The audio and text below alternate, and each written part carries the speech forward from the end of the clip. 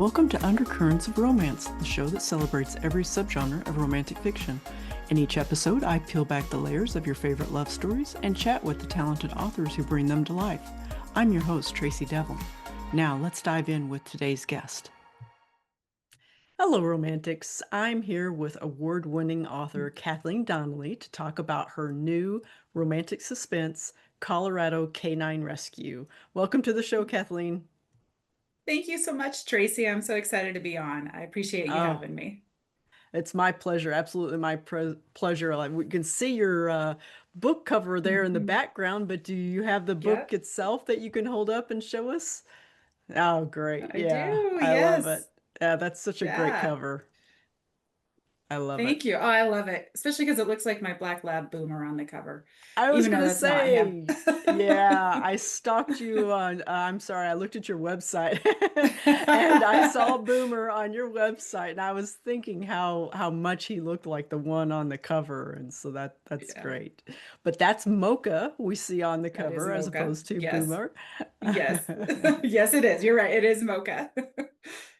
Well, Kathleen is a fellow podcaster, and I encourage everyone to go check out her show. It's Sit, Stay, Read, where she features, I guess, animal characters is the best. Is that kind of your shtick there? Is that the books that you Yes. cover have animal characters in it? Yeah, I say it's books for every wag, whinny, and whisker. So there's usually some sort of animal in it. Once in a while, I'll have someone on that is just a great read to read with your pet, to Sure. cuddle up and read. But for the most part, it has some sort of animal character. All right. Are you having a Yeah. great time with the Oh, I show? love it. It's so much Yeah. fun. It's been great meeting so many different authors, reading books that I might not have otherwise known about. So it's Yeah, been I agree. wonderful. It's same Yeah. for me as well. Same for me. All right. Well, before we dive into your book, I'd love to hear more about you and your writing journey, whatever you're comfortable with sharing. Oh, sure. So before I became a full-time writer, I was a canine handler for 19 years for a private company called Sherlock Hounds Detection Canines. We went into schools and we trained the dogs to detect and deter the presence of drugs, alcohol, and gunpowder. So our goal was to keep schools safer. And Mm. we used friendly labs, some terriers, so basically non intimidating dogs, although I always joke that the terriers thought they were intimidating. Yes. We never quite Yes. broke it to them that they weren't. So, so I did that for 19 years. Absolutely loved the work. The partnership with the dogs was amazing. The other side to me is I love writing. I have a degree in journalism. I enjoy writing fiction. Journalism is an amazing field, and you know, two thumbs up for those who do it well and break articles that we need and news that we need to know about. But I love fiction. I love making stuff up. So after I Yes. earned my journalism degree, I knew that wasn't where I wanted to go with my writing. So I've really enjoyed writing fiction. So I transitioned last year from canine handler to full-time writer now. Oh, congratulations. That's always it's a Thank bit you. scary and terrifying, but also It is. it's just such a wonderful thing to look forward to, isn't it? It is. It is. I've really enjoyed it. So Good, it's been good, good. great. Well, your experience with canines obviously played a big role in Mhm. developing this story, and I think you have a Mhm. previous series that features canines too, if I I remember do. correctly. What can you tell us about McKenna, Evan, and the sweet black lab named Mocha in your story? Yeah, so you're right. This book kind of came from a little different spot in that my other series, the National Forest Canine, has a pretty traditional police law enforcement type canine. But for this book, I don't know how it all just came together one day, but I was thinking about probably the biggest question I was asked, or the most common question I was asked as a handler is, well, what happens if the dogs don't make it through training? What if they Mm. flunk out or need a different career?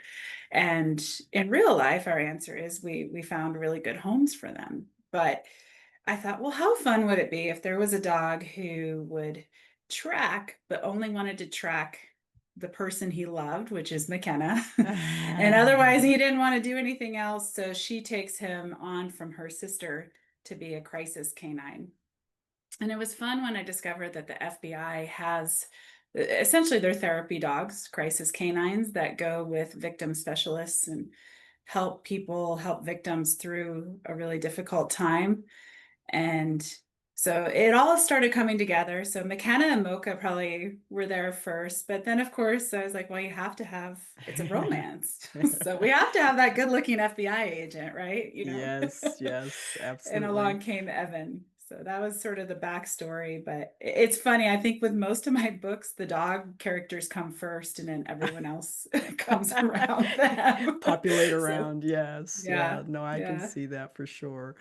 Well, yeah, I'm glad to hear that the FBI has crisis canines because that was Yes. one of the things I was a little curious about. And I know, I can't remember if I read it in your acknowledgments or if it was on your website, but the FBI Doggy Academy that you talk about in the book is not a real thing, at least with that title.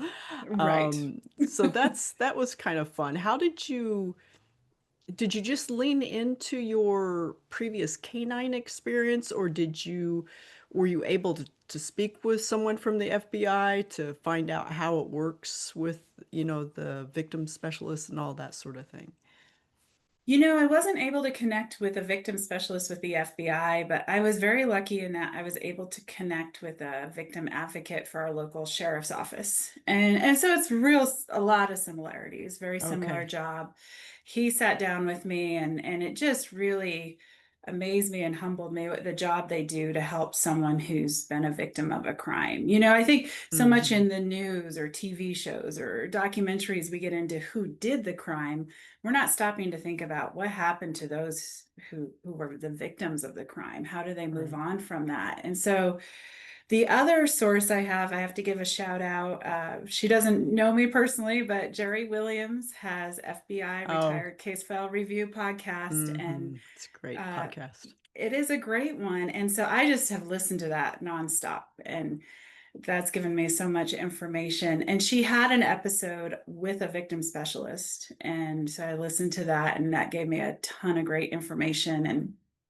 But it was really fascinating to look into this sort of part of, I don't want to say, I don't know if they consider themselves part of law enforcement, but I kind of do, in that they are working with the victims. They're helping Hmm. them through their court dates. They're helping them give their impact statements. So in that way, I kind of consider them law enforcement, but they're not going out and investigating. So I'm sure there's a line there where you can say they aren't, but Right, right. No, yeah. and it was funny because your characters wanted to delineate that line very clearly. At least Evan Mhm. did very clearly Yes. in the beginning, and it does blur. It does blur, at least in your story there. So I thought you did a great job with that. Um, so um, your heroine, McKenna, she Mhm. she comes.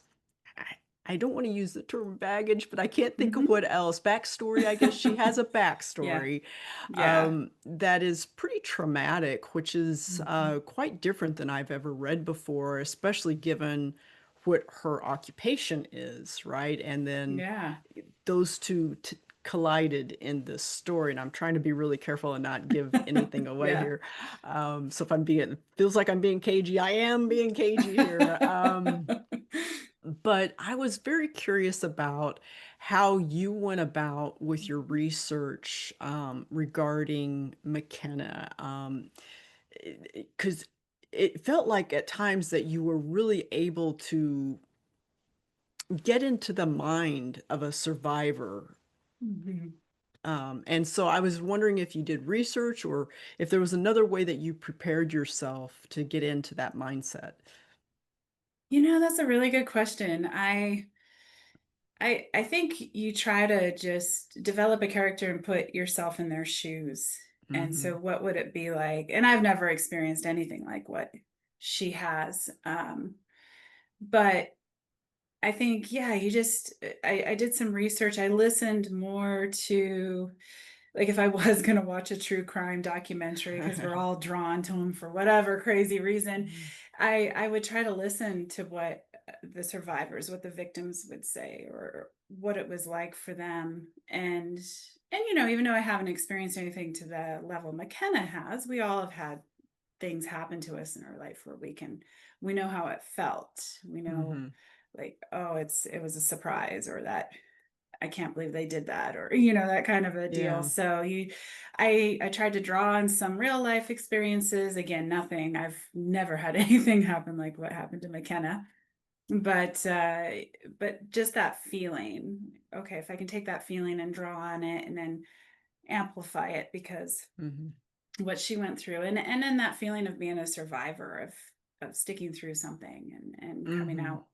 And again, I think talking to the victim advocate for our sheriff's department, he gave a lot of interesting insights into how people handle being victims differently. Yeah. Some people are very open about it. Some people don't want to say anything. Some people want to read their victim impact statement on their court, on the sentencing, and Yeah. let that person know what they did to them. Others don't even want to show up. So it was Mm-hmm. really interesting in talking to him, and I think it really helped develop her character. So, Yeah, absolutely it did. There were a lot of nuances in there, and that's the reason I thought maybe you did a deep dive. And it sounds obviously you talked to an individual who does that type of work. So obviously yeah. that research really helped nuance the story quite a bit. And I was curious about Mocha too, because Mm-hmm. at least in your story, Mocha was very in tune with the victims of the crime. And so much so that she was able to walk into a room and knew exactly who to go up to and Mm-hmm. try and comfort. And Mm-hmm. is that your fictionalized version of Mocha, or are dogs that are they able to make that kind of connection? They really are. When I decided to use a crisis K-9, like I said, they're essentially therapy dogs. I have a friend who works a therapy dog, and she invited me to it was a anniversary of I live in Colorado. Unfortunately, we've had numerous mass shootings. It's just Mm, really unfortunate part of our state history right now, and we just had one, last week. So another school shooting, but she invited me to an anniversary for one of the shootings, and said, "Why don't you just come and observe? And we're just going to be there. Survivors are going to be there. Why don't you just see how the dogs work?"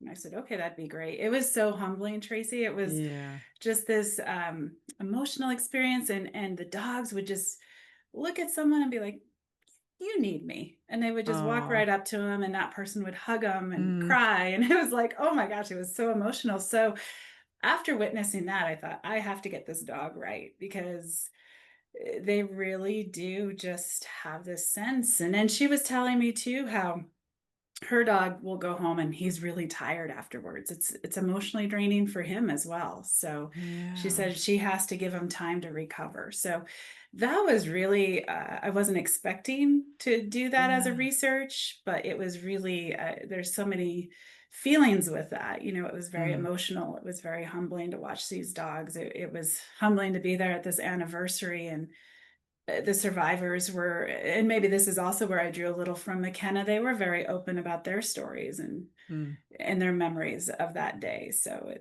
and I won't go much deeper than that out of respect for them, and I don't want to say hmm. which tragedy it was, but it was really an eye-opening experience. It's something I'll never forget. So Yeah, yeah, I could see. Yeah, I yeah. definitely that would stick with you for quite a long time. Um, Yeah. and I never considered that a dog could get mentally fatigued like a human, Mm-hmm. for us introverts, whenever we go out to parties or whatever, Yes. we need to come back and kind of detox almost. And so that's what it Yeah. sounded like, because you had a little bit of that in your story, and it made me Yes. stop and think at that time. And I was like, wow, I never thought about that, but very interesting. It's kind of scary a little bit, I guess, about how closely they um, are connecting with the humans, Yeah. emotions, that it has a physical effect on them. It's very, very interesting. Definitely.